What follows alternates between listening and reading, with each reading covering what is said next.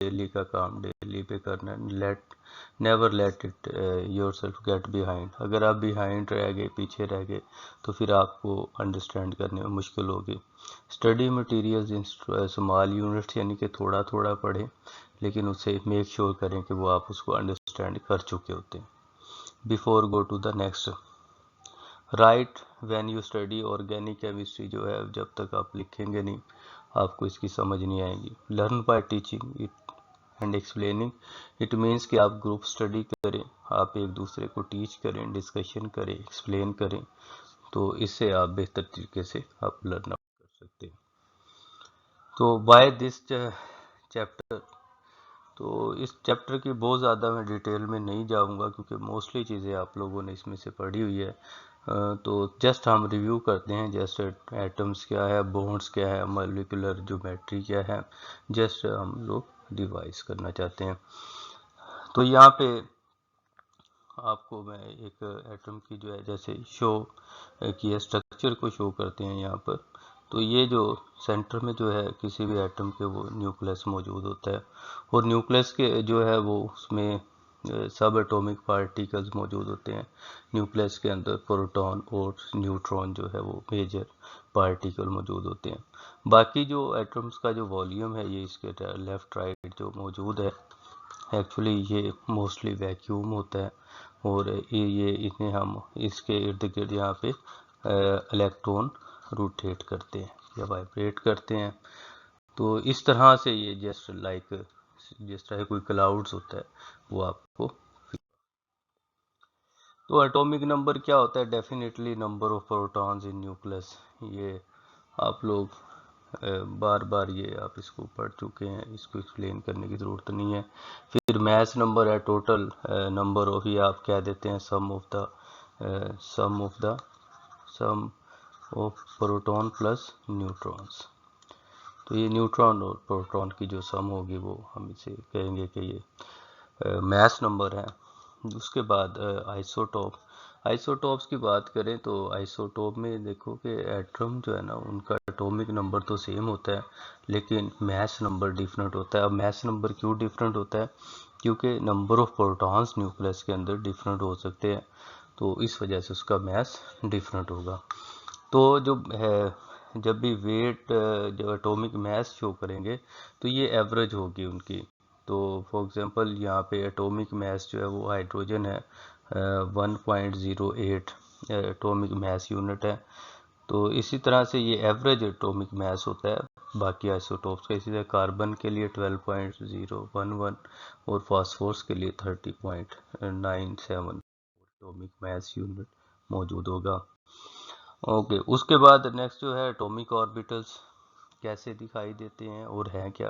देखें कि सबसे पहले तो मेजर डिवीज़न होती है कि के एल एम और उसके बाद एन, ये शेल होते हैं। हर शेल के अंदर जो है डिफरेंट सब शेल्स होते हैं। ये हमने 4 प्रिंसिपल बेसिक प्रिंसिपल्स जो है हमने पढ़े हैं क्वांटम्स के। तो उसके अंदर हम लोग डिवाइड करते हैं कि शेल है, सब शेल है, और एटॉमिक ऑर्बिटल्स या स्पिनिंग, तो ये उसको एक्सप्लेन करते हैं। तो यहाँ पे 4 ऑर्बिटल्स में एस ऑर्बिटल है, पी ऑर्बिटल है, डी ऑर्बिटल है, और ये एफ ऑर्बिटल है। अब क्वेश्चन है कि ये कैसे दिखाई देते हैं, दे लुक लाइक। तो सबसे पहले ये स्टेयर, जैसे आप अपनी डेली लाइफ में देखें कोई बॉल फुटबॉल जैसे होता है वैसे स्फेरिकल फॉर्म में मौजूद होता है, तो इसे हम एस ऑर्बिटल्स कहते हैं। उसके बाद पी ऑर्बिटल्स जो हैं ये 3 जो है वो लूप्स पे जो है वो 3 एक्सिस पे मौजूद होते हैं। नंबर एक, जब ये लूप्स एक्स एक्सिस की गिर्द होते हैं लाइक दिस वन, तो हम इसे पी एक्स ऑर्बिटल्स कहते हैं, ठीक है। और जब ये वाई एक्सिस के राउंड मौजूद होते हैं डम्बल शेप में, तो ये पी वाई एक्सिस कहलाएगा, पी वाई ऑर्बिटल्स कहलाएगा। और इसी तरह से ये जब जी एक्सिस के गिर्द मौजूद होंगे तो हम इसे जी ऑर्बिटल कहेंगे। और उसके बाद नेक्स्ट वन जो है वो डी ऑर्बिटल्स है। डी ऑर्बिटल्स यहाँ पे डी एक्स वाई, अगर आप देखें तो ये वाई के दरमियान मौजूद है, ठीक है। और दूसरा जो है लूप जो है वो इसी तरह से, यानी कि एक्स और वाई के दरमियान इसके लूप्स मौजूद है, तो हम इसे डी एक्स वाई कहेंगे। इसी तरह से डी जेड एक्स जी एक्स कहते हैं या जेड एक्स कह लें, तो ये जी और एक्स के दरमियान में लूप मौजूद है। इसी तरह से डी वाई जी, तो ये वाई और जी एक्सिस के दरमियान में लूप मौजूद होंगे। और फिर ये एग्जैक्ट एक्सिस के ऊपर मौजूद है, तो इस वजह से हम इसे स्क्वायर की फॉर्म में शो करते हैं। तो ये D X square minus Y square और D G Y G square. और लास्ट वन जो है ये जी एक्सिस के गिर्द मौजूद है, तो इस वजह से हम इसे डी जेड स्क्वायर कहते हैं। तो ये अब ये जो है ये 5 ऑर्बिटल्स पे मुश्तमिल है, डी ऑर्बिटल्स। और जो है यहाँ पे हमारे पास जो है पी है वो 3 ऑर्बिटल्स पे मौजूद है। तो हर एक ऑर्बिटल्स में 2 इलेक्ट्रॉन समा सकते हैं, तो इस वजह से इसके अंदर 6 इलेक्ट्रॉन होंगे। एस ऑर्बिटल्स में हमेशा 2 इलेक्ट्रॉन मौजूद होते हैं। अब ये डी के जो है आपके पास 4 ऑर्बिटल्स मौजूद है, तो इस वजह से इसके अंदर 10 इलेक्ट्रॉन्स मौजूद होंगे।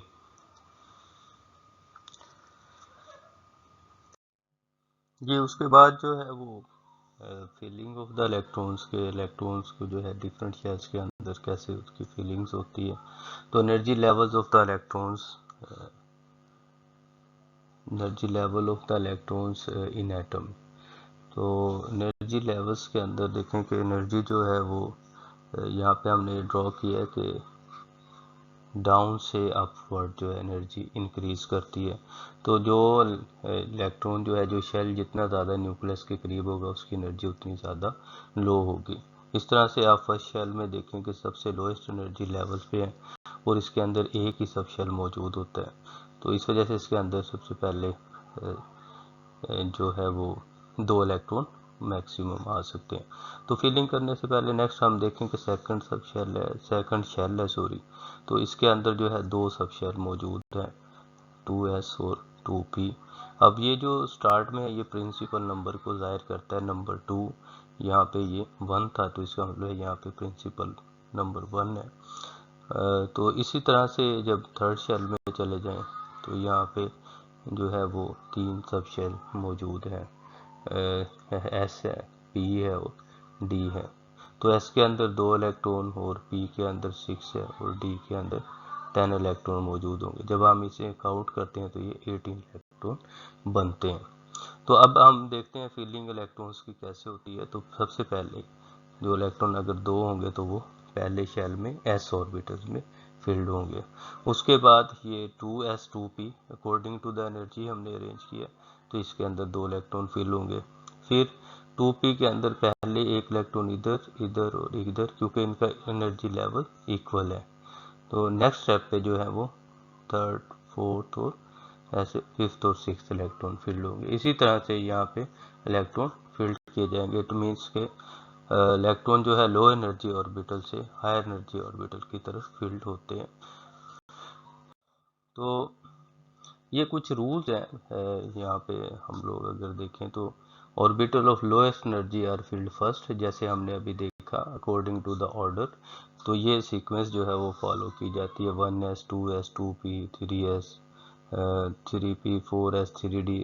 ये हम पहले जो है पिछली स्लाइड में मैं डिस्कस कर चुका हूँ। अब रूल 2 के अंदर है only 2 electron can occupy in an orbital, they must be in opposite spin. जो जैसे जब हम लाइन ऐसे ड्रॉ करते हैं तो जब एक तीर के निशान को ऊपर को वन साइड जो है वो शो करते हैं और दूसरे को अप साइड पे शो करते हैं, उसका ये मतलब होता है कि ये ऑपोजिट स्पिन में मौजूद होते हैं।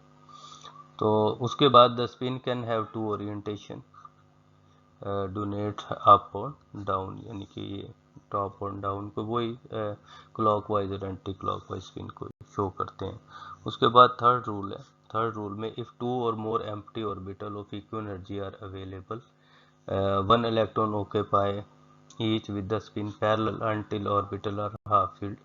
तो उसमें ये होता है कि लाइक ये हमारे पास जो है वो कुछ ऑर्बिटल्स मौजूद है, इन सब की इक्वल एनर्जी है, तो पहले एक इलेक्ट्रॉन यहाँ पे फिल होगा, फिर इधर होगा और फिर इधर होगा, फिर अगर नेक्स्ट वन आएगा तो फोर्थ फिर इधर फिल होगा, फिर इधर होगा और फिर लास्ट पे इसमें फील्ड होगा लास्ट ऑर्बिटल में।